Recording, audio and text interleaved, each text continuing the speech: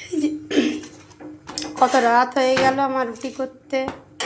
দেখো বন্ধুরা, এই যে দোকান থেকে আসলাম, এসে তারপরে রুটি করব।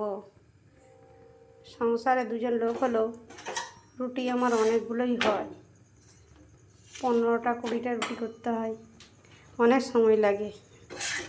সেই জন্য খুব রাত হয়ে যায়, লাইভে বসতেও পারি না ঠিক টাইমে রুটি করে পর খাইয়ে দাইয়ে খেতে, তার খাওয়া দাওয়া সারা হতেই সময় লেগে যায়। সেই জন্য লাইভ আসতে খুব দেরি হয়ে যাচ্ছে, দেরি হয়ে গেলে লাইভ করতে পারি না। আমার এখন অনেক লাইভ থেকে বন্ধুগুলো সরে গেছে, সবাই বুঝতে পেরেছে বোধহয় যে আমি আর বোধহয় লাইভ করিনি। কালকে লাইভে বসেছিলাম কিন্তু গোটা কত বন্ধু ঢুকেছিল, কিন্তু আগের মতো আর বন্ধু আসে না, আমারও আর ভালো লাগছে না। কিন্তু কি করব, এখন ফলোয়ার তো বেড়েছে কিন্তু সেরকমভাবে আমার কোনো কাজে আর উৎসাহ আসছে না, কেন কেউ উৎসাহ দিচ্ছে না, ওই জন্য আর ইচ্ছেও লাগছে না যে আমি কাজটা করি একটু মন দিয়ে।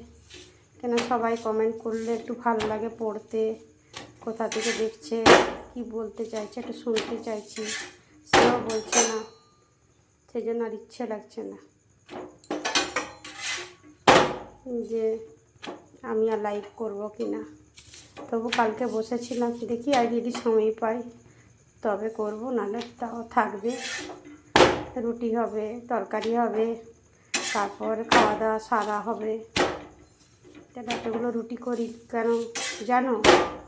আমাদের ঘরে ডগি আছে, ডগি খায়, রাস্তা লালু ভোলু সবাই আছে, তো তাদেরকে দিতে হয়, তারাও আশায় বসে থাকে কখন একটা দুটো রুটি খাবে।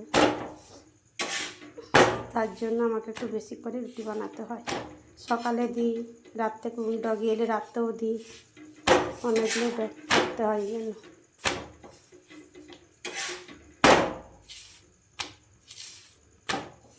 আজকে ওই জন্য ভিডিওটা বানালাম, কেন যে রাত হয়ে যাচ্ছে সেটার জন্য ভিডিও বানালাম। বন্ধুরা ভালো থাকো, গুড নাইট, রাখছি।